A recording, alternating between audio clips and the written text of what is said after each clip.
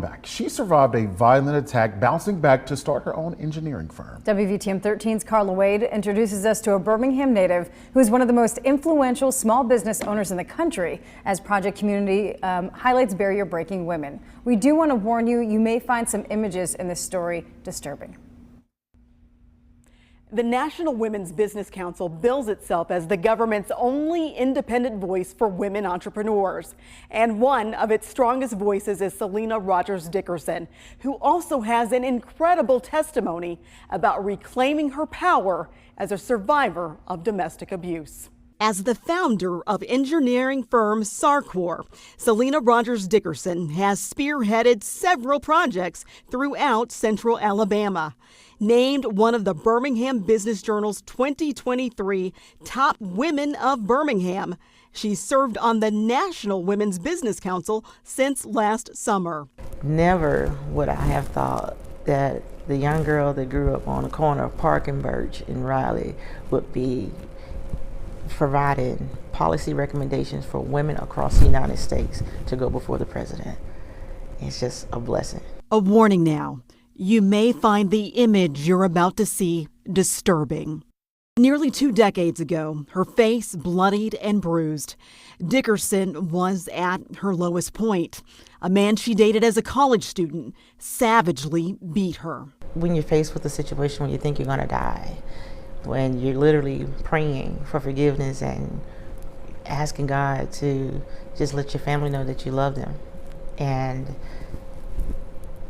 thinking that this might be your last breath because you don't have any fight left, and you realize that there's nowhere to go unless they stop physically taking their aggressions out on you.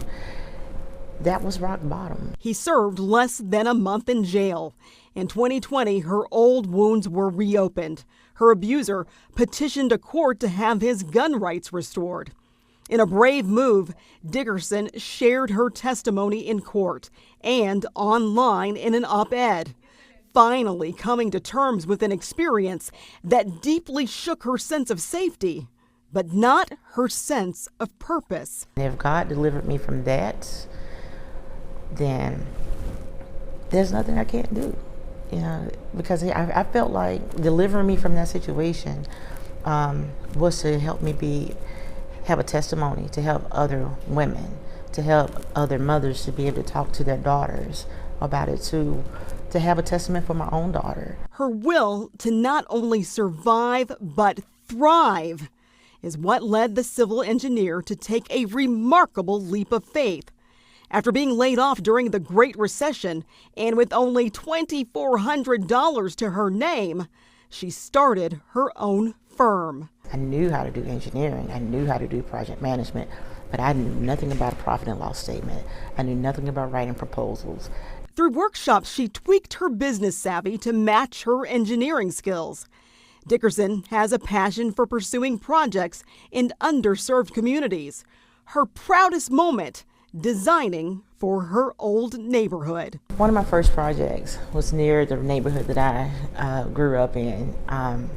And to know that my grandmothers got to see some of the work as a result of our design, things that I actually put my hands on, no words can actually present what that felt like for them to say, my baby did that. Her rebound from rock bottom, helping serve a greater purpose in the community she grew up in, and for other women entrepreneurs. I don't need the credit for it. It just feels good to know that we're part of that process. Carla Wade, WVTM 13.